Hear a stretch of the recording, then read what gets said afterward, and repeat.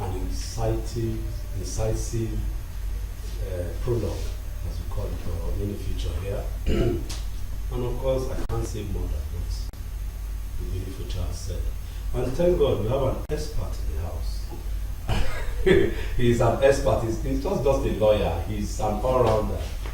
And the first salvo I'll fire at him is that he's a project manager, not a management consultant. He manages projects. You have a big project, he handles this for you. And to me, this economic situation is a project on each and every one in our hands severally. And how do we manage it? And I guess our project manager will help us on here. He's looking at me that I'm putting him in another room. That's how I guess he is. He's a big man who has a big body. So, sir. It's a very tough one, most times. Yes. Very tough. Yes. Like a past president or leader of Nigeria said, seems to define all logic. And for the first time, I think a lot of us are regretting not taking our economic classes very seriously. But in the last few months, particularly in the last few weeks, we've had so many economic theories being bandied left, right, and center. And one begins to wonder which one exactly will work. So it all remains in the theory, in the realm of theories. The practicality of it seems to be overwhelming to those in charge of this economy. And I was talking to somebody yesterday that it seems that we're in the era of trial by error. You try this, it doesn't work, you try that, and hopefully, along the line, one of it will click. And as such, to manage this and come to the people themselves, I've also had cause to speak with people to prioritize their needs over their wants. I have this cliche that I always use for myself. I do not want what I don't need. And that has always been personally my own guiding principle. So I don't go after what is just a want. I would rather prioritize my needs and see how I pursue my needs to a logical conclusion. Because I also see that I see that a lot of Nigerians who are complaining, genuinely complaining, are complaining at various levels. So there are various levels of complaints here. In truth and in fact, we have those who don't have what to eat. That's inclusive of their families. We have those who have what to eat. They probably don't even have what to cook with. That's, I think that's at the basics of the levels. Then we have those whose complaints are okay. The cost of Mercedes-Benz has gone up. The cost of air tickets have gone up. So everybody has a level of complaints. Are you complaining about luxury? Are you complaining about basics? Survival. So how to survive in the first. So for me, I think that the first thing for everyone is actually to prioritize their needs over the wants. I like to travel and I want to travel. But can I really afford it as against spending the money on other things? We have to look at that. Then, we also have to look at the sensitive issue of helping each other. Because there's actually a very thin line between being selfish and being taken advantage of.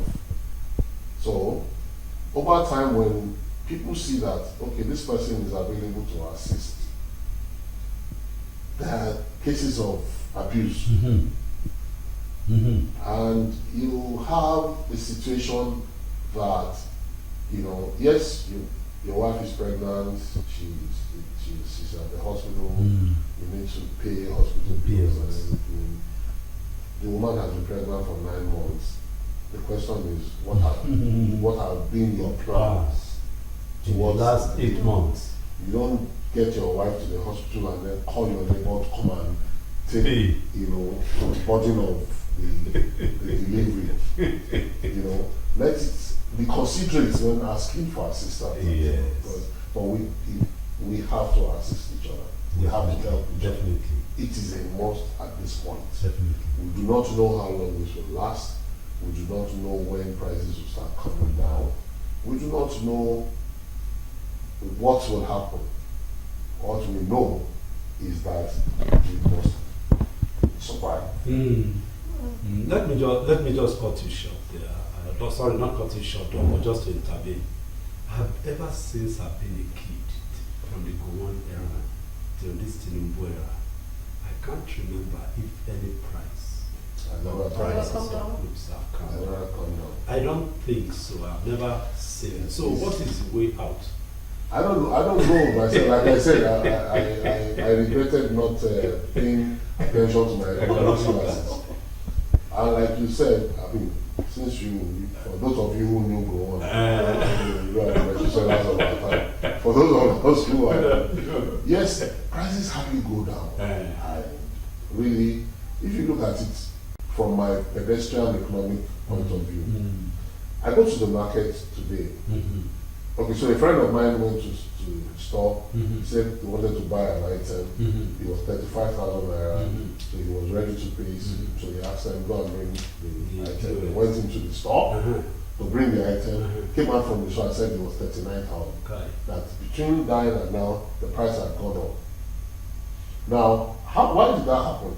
That person considered the inflationary rate, maybe of the dollar or whatever, and then it went up. So if I buy a bag of rice at 77,000 as it's being sold now, and then tomorrow the dollar comes down as a hypothetical case, and I sell that at 7, what am I supposed to do? The dollar goes up and then the price goes up again. The price of rice has gone up again. How do I carry my 77,000 naira to replenish what I've sold? Possible. So I think that in my pedestrian economics, that may be the reason why prices don't come down. Can we force prices to come down? Honestly, I don't think so. I don't know. For food, the only way prices can come down for food is when we have what I believe should be like a thorough government intervention, which from history was what the Western regional government did at that time. The commodities boards and the market boards, the marketing boards and the commodities boards, where the government acts as the automatic off-taker of every item that comes out of every farm gate. That way the farmer is sure that as I'm coming out of the gate, my product is gone, so I can easily go back to sleep. The government can come out, just like the experiment I heard that Lagos State is doing at the Sunday market. No, the food market at Idioro. So that the market men and women on Lagos State initially didn't want to get involved because government says we want this thing controlled, we want it this. They didn't want to get involved. So they see the success of the thing. The same market people go in there, they buy the items, then take it back to the market and sell higher. And from although it was not properly organized, from what we learned about the custom sales of the rice, some people bought the rice at 10,000 naira and immediately took it back to the market to sell at a higher price. Came back to kill it again. So we also have to ask ourselves salient questions. Like I was joking with a friend of mine that maybe it's high time we all call ourselves together in Nigeria and talk to ourselves. And it's the high time. I support you. And beg ourselves. I raise my hand in support. Let us at least all of us collectively cut our agrees by heart. Exactly. And I got the Euro market. I have not confirmed the price, but excuse me, there's a particular amount you get to. You can't purchase more than that. Yes. So they are regulating the amount you can spend so that Yes. other persons can And you also. see, we are Nigerians, so all I need to do is take you and you and you and everybody, and I distribute the money to my children, and everybody goes there, and get then it we go out there and relate everything together, and that's it. The solution is what you said some few seconds ago. But how's it? Talk. What is the possibility of us sitting down? Because I believe strongly that from head to toe, if our greed is cut by half, we probably would have solved half of our problems. The Yoruba people say, if you don't talk to each other, hunger will talk to you. So let's hope that this hunger will push us To to speak. speak to each other and talk right. Because now. hunger does not Yes. know politics. It does not know tribe. Neither does it know your gender. All it knows is that it is ready to deal with anybody who is not sensible enough. And I guess this is the time. I appreciate your presence on this platform. Each time I'm doing like you are doing to me like I'm a typical lawyer. Clients in the when the witness is there, you now begin to whine him and he begins to bring out some interesting. I've been giving this one is even the gist. Government must do something, and that platform or somebody listening, because they are listening to they're watching this program, there must be a way in which there must be a conversation about honesty and about supporting government policies so that our life, all of us, our life will be better, both for government and the citizens. So the second leg is that all this idea, all this get rich quick and greed that you mentioned, can we now see how we can begin to distill, remove it from our mind? Is it possible? To get near it, I don't want to say to achieve it. To get near it, there is a trinity. Sorry, sir. I'm sorry. So that you rub it in. I'm sure you travel by the roadside in the rural areas, far near Ibadan, near Osogbo, or going to Akure, or all these places. The next thing they will tell you, we didn't get it in the market. Dollar is expensive. Okay, so before I go to that point, I would also want to throw in a joke.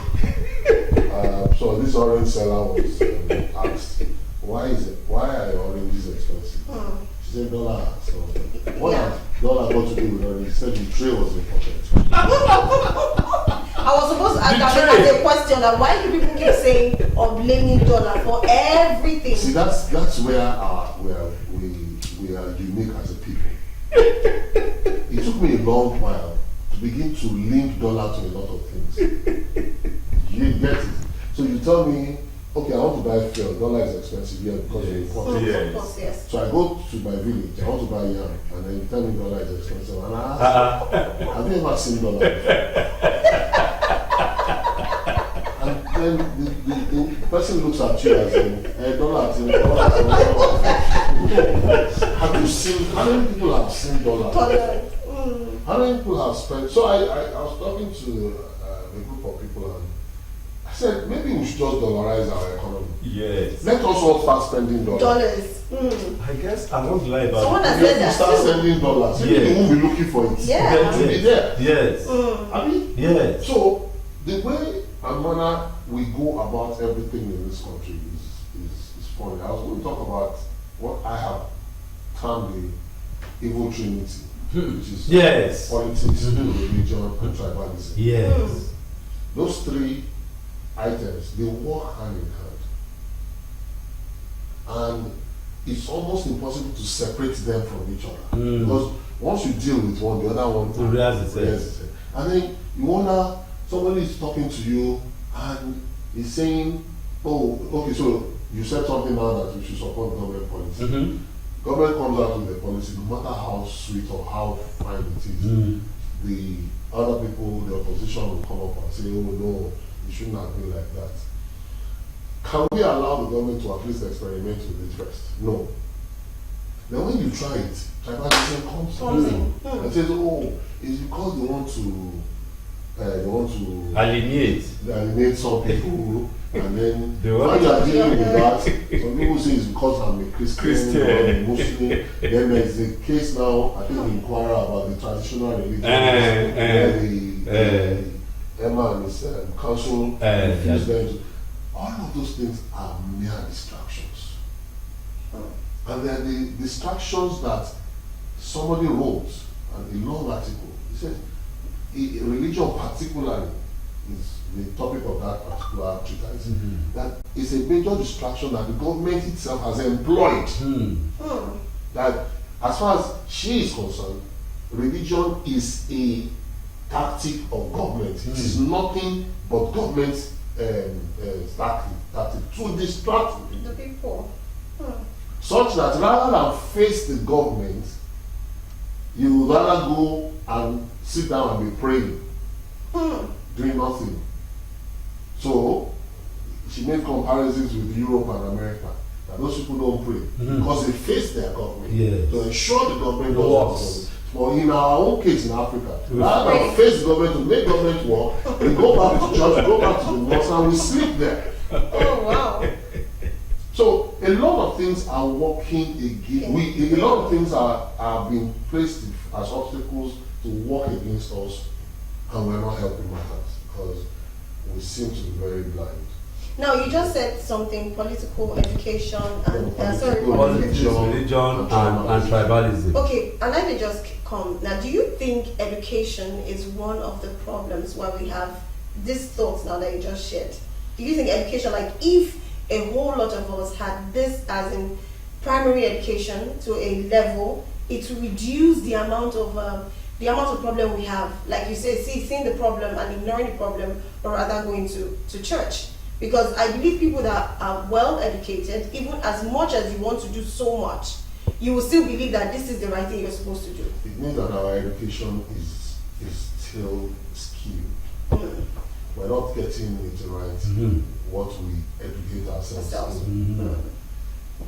I mean, I don't have facts, neither do I have figures, but I want to safely assume that at least more than 60% of Nigerians will have gone to primary school. I may be wrong, I may be right, I do not know.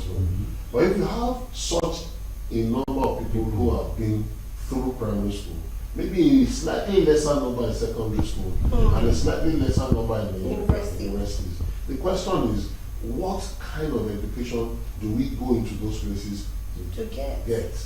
One, is that the kind of education we really do need? Have we not abdicated the other more important type of education.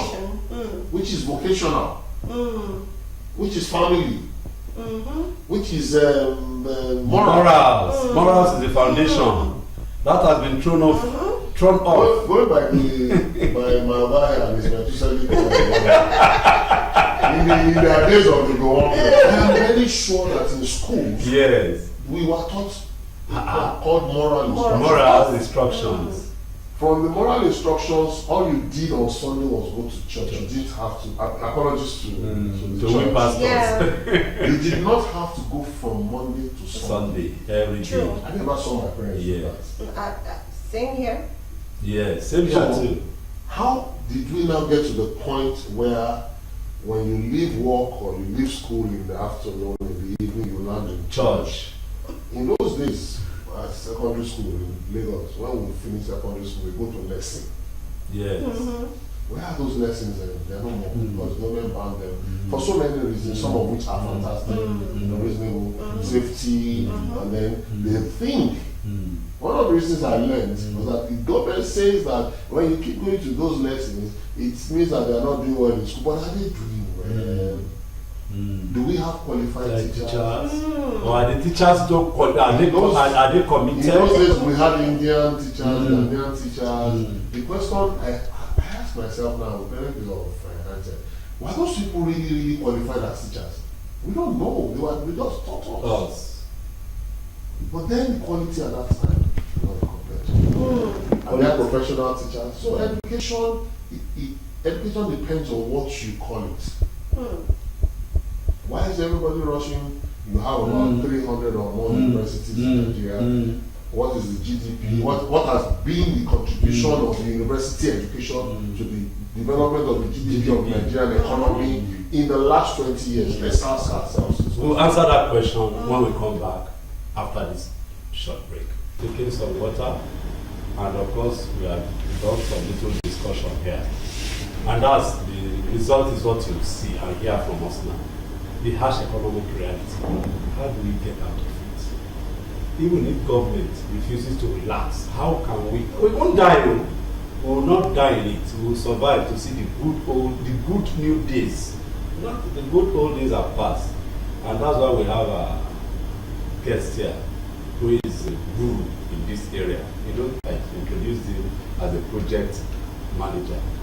This is a project on our hands, so he will advise us, both we, the people, and the government, how we survive.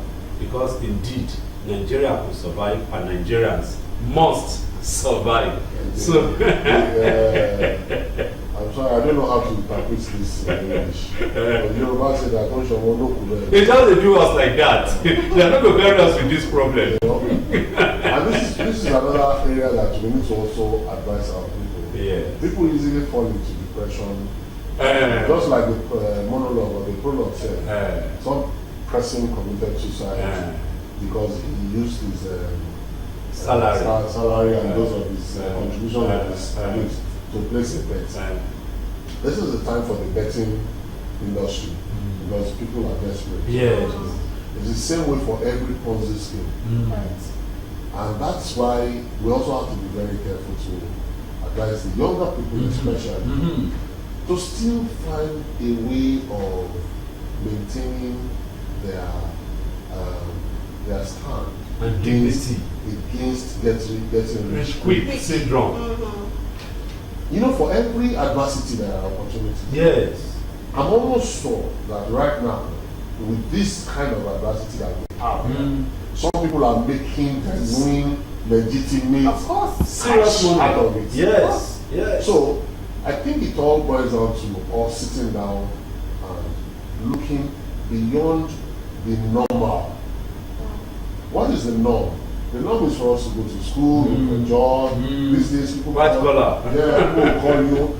My son has finished NYSC. He has not gotten a job for the past 5 years. He has a mistress degree. So I had cause to tell one or two young people that I watch a lot of the skits because, and I've done a few, studies on those skit makers. You will not believe the kind of money they are making. Big time on the So social. I was not surprised when the federal government said they will start taxing them. Yeah. One day they make money. Big time. Most of us are so illiterate that all we do is pick our phone and watch them, not knowing that we are paying Paying them. And none of those guys till date, until when one of them wakes up now and feels like, let me set up a skit school or a training school. None of them went to any training. It was happenstance. And that thing became very popular in Nigeria particularly, that I know of during COVID. Yes. Yes. Yes. Something to keep people excited At about. home. And a lot of these guys blows on. And see what that industry Has grown into. He's competing with the entertainment industry. So now, The Nollywood. that is just one area that I can think of right now. Young people, particularly young people, will have to become More innovative creative. and more creative. And I see that government is also paying attention to the creatives. The point is, what are those opportunities? I understand, for instance, that Lagos State is setting up one massive film village. Just a few days ago, Lagos State with some private investors are setting up a 12,000 capacity event hall. Yes. That instead of now for our artists, instead of going to the London, whatever they Yeah, they can which means always that we are going to have people coming here. So is anybody Opportunity. sitting down now to think of what can I do? Take opportunity, take Where advantage. is this thing Coming. situate? Where can I go? What, so those are things we need to begin to advise people to do now. Does government have solution? Honestly, I don't know. But I always say that it's the business of government to find a solution. But it is my business to take care of myself and ensure that when the government comes up with its policies and its solutions, I am available to take advantage of it. So we're going to be advising, I am going to be advising that people should be careful of Of course, I'm sure everybody, Ponzi. everybody in this room would have gotten one phone call or more telling you, you know. So I used to be very harsh on those people. But these days, when I get the phone call, I allow them speak. Finish their business. Can I please advise you? Don't shut down the phone. Let me just Advise you. that this thing will not Not work. work, and it won't last. It will work. But if you can call me back, let us talk. Maybe we can find the problem. A solution to your problem. You know, so, and I tell you this, though, I mean, don't let us limit it to those who are jobless. Yes. Even the professions are becoming Yes. Of course, yes. fraudulent. Yes. Yes. You go and see a doctor Yes. that you have headache. By the Yes. time they Bring out finish you, they will now come up with all sorts that is not just headache. The headache will lead to something. Just to rip off. A good example, someone who approached me and said they are selling wellness drugs. So I said, well, I don't take any drug that's not prescribed by a doctor. They said, no, that's, you need a lifestyle change. I said, have you asked me what my lifestyle is? Yes, first. Before you tell Tell me to buy this. you just looked at me and thought, this guy will need a lifestyle change. Just come and buy. All those things are also scams. I'm not saying they're not genuine, but they are being everywhere. It's being influenced. Yes. So we have to be very sensitive and very cautious as we approach this period. It's a challenging period, extremely challenging.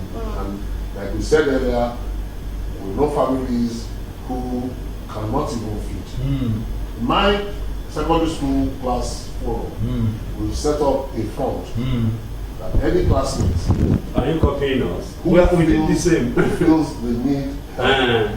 We have a group of guys, and a lot of us don't even know. Don't talk to, just talk to them. They are under oath of confidentiality. They are the ones who sort you out. And we find out that this fund is going gradually. There are funds for business, whatever. So all of these things are ways and means. Borrowing the new word, new phrase. I've just got it from the CBN. Ways and means to assist each other. Yes. And so we need to be all assisting each other. Definitely. Definitely. Then, on the side of government itself, Yes, sir. sometimes they bring out this policy, sometimes type of fraud. They don't drive it to its logical conclusion. Putting structures and machinery in ground to ensuring that that idea sees the light of the day. Can one advise government and the officers particularly that they must drive their policies so and bring out element of sincerity so that it won't be the principle of do as I say. You and I have just agreed here that if we can get if there's the possibility of us sitting down Yes. to tell ourselves and advise ourselves Yes. that we should cut our greed by now. Yes. Once you see, greed is what leads to fraud. When people, okay, so you have young people now who says they want to ride Rolls Royce. Where did you get the idea from? Maybe because you saw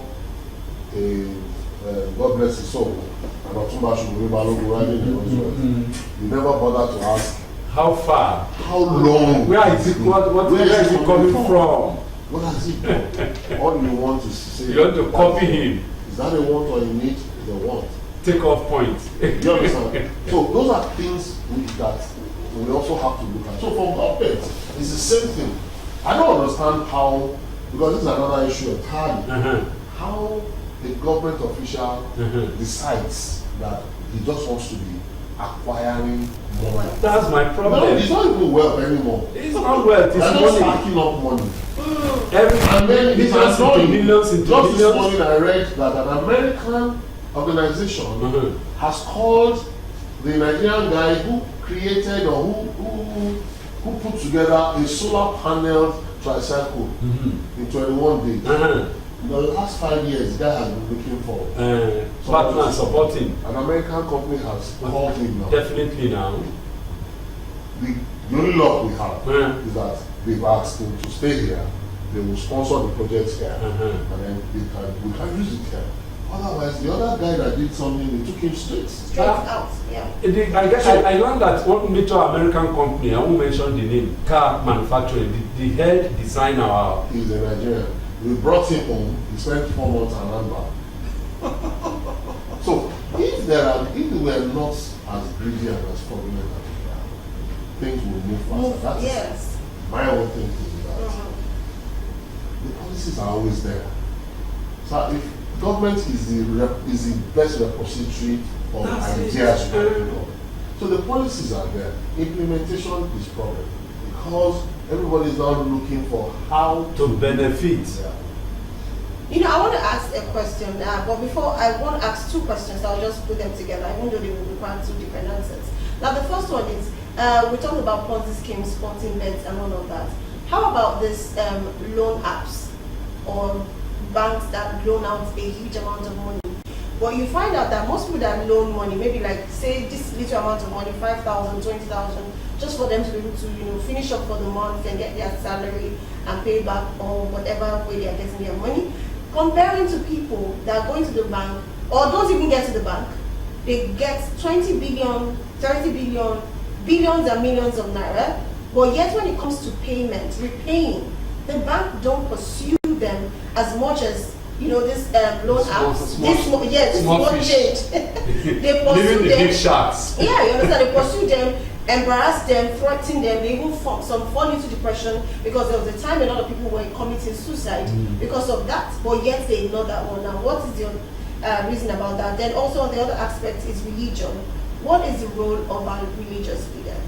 I will pass on the religion part, unless you really want us to break it down. If the pastor is sitting here, I don't want to hit him. He's a barrister right now, so yes, you can go ahead. He's also I'm wearing several glasses. He's a lawyer. See, don't let us go there because I'm going to hit hard. So, on the bank loans, there are two categories of people you mentioned. There is small fries and the big fish.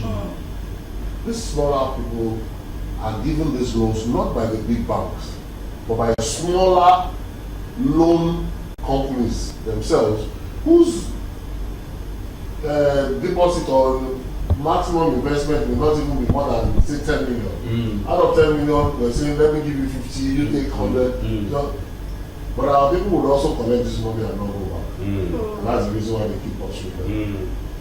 They also push it too much. I won't lie. But again, it's a business. When you are going there to call, do you know that I took an Uber ride one day. And so this guy was on the phone. That's why I was worried. I dropped the phone. Said that he's afraid that they're coming to recover, repossess the vehicle because he borrowed money. No, his phone. Sorry, it's a phone. He borrowed money to buy a phone for the use of Uber service. The phone was stolen. The loan company was calling him. So he, instead of going to report him, he went to change his number. Oh. Smart guy. So I don't advise him that you're still working. It's not as if you're not working. So I don't know how much you're owing, but every day, 2 naira, 5 naira, let them know that you have commitment. That this guy, he doesn't have the money, the phone was stolen, 5,000 today, 3,000 tomorrow, it will cost you a little bit more. But to run away, and you say they're not harassing you, They will. and then you are looking for pity, you borrowed money. And for the big boys, it's man no man thing. They don't give loans to anybody. We just heard of one that give out $1 billion in interest-free loan because he's involved. He's involved. Do you get it? So we need to just sit down and tell ourselves the gospel truth. If we want a good economy, what is my role? What is your role? Now the airlines, you want to talk about the airlines? Is it their fault that they're increasing that by the day? The airlines is increasing their fares. Yes. The roads are still not as safe. What do? We don't travel, economy is grounded. You must travel. You must travel. So if I can't go by road, I can't go by air. How do I move? And you are not a wizard. So these are things that, to my mind, makes the economy, roll. I want to move from, as a younger person many years ago, I used to go into the farms to buy farm products. Yes. I used to. Yam. And that's where I'm going. In fact, that's the story I wanted to tell now. I'll go into those farms. That's how I got to know all of those places. And bring them back to Lagos to sell. And I was doing well. So now I can't do it because I'm afraid. Not just for myself, but even for the goods. Somebody stops you, doesn't hurt you or anything, but he just says, look, this truck, I'm taking it away. What would you do? Now, and I can't fly because it's too expensive. Even if you fly the cargo, then the market. It's expensive. So these are little things that we need to look at. The loan sharks, that's what they are. Loan sharks. Borrow my money, pay me back. If you don't pay me, I sit on your neck. I'm talking as an Egyptian man now. I sit on your neck, find me at your doorstep. In these days, I don't need to come to your doorstep. I harass you on the phone. Pay my money. If you pay the money, I will not harass you. If you don't have the money, can we refinance? Can we renegotiate? Let's talk. But people think that when you collect that 50,000, 100,000, they disappear. Most of the young people who collected in the days of the OP, when they collect that loan like this, they disappear. That company will ring. Of course. And it will go down. And it's a minus on the economy. And when it goes down, that means that the entire, their staff, everybody, you that you think you have benefited, you have made some people hungry somewhere. So that's the thing. Oh, very. Just to touch on the religion thing, I want you to add it to the Trinity. They don't separate their brothers. Together. Cousins. They're any brothers, they're blood brothers. Religion, politics, and tribalism. You leave one, you must touch the other. There's no way. And like I said, I've come to also agree with the lady that I said I wrote that religion is a scam. Is a tactic of government, is a tool of distraction. Yes. Created by government to keep the people down from talking to them. Yes. Now, I'm so sorry, Barrister. Barrister is a barrister right now here. So please, I really need an answer because for like 2 weeks now, I've been asking this question about what is the role of a religious leader because it's important, just like you said, when everything is coming to fruition, religion is one of the tools they use to separate it, and at the end of the day, there is no way forward. I just need to add, if you want to be mild enough, you can be mild. What advice will you give to the religious leaders? They should just be truthful. They should be true religious leaders. Stop hobnobbing with the politicians. Stop being separatists. You hear people standing on the pulpit in their various, whether in the northeast or the west, talking against other tribes and other ethnic groups. So it is, you see, religion, at least as we have it here in Africa, in Nigeria particularly, has not been helpful. There's something that bothers me too. We've talked about this when it was just moral instructions, you go to church on Sunday. How come now that you have religious advancements? More religious outfits. That the more you have the religious and the lower the moral. I never thought of it. As the fire of religion is burning, going on, the fire of morality is sinking. And yet every day, every Friday, every Sunday, every day of the week, we're in one church, mosque, or wherever, making supplications, having programs, making noise all over the rooftops and all of that. Where do we go from there? Has it improved our GDP? Has the lot of the worshippers improved? Wow. What is the percentage of those that religion has actually elevated economically? Wow, Okay. this is great. Time is fast spent. Barrister, I wish I asked that question earlier. He has to come back to no, we don't have. He has to come back to Did he pass? He did not pass the fail, so you're coming back next week. Because we need to finish this and we have to add I didn't know the time is gone. You know, we didn't know anytime the we time have was fast spent already. We We didn't just know. have 1 minute to wrap up this show. I'm so sorry. Thank you so You much. see the body. I'm not the one, though. She's the one who said it. You are coming. 1 minute, 1 minute. Thank We're you so much expecting for coming. It's been an amazing one. I really enjoyed you. You're more like a teacher today. You took it from the beginning and you took it to the middle.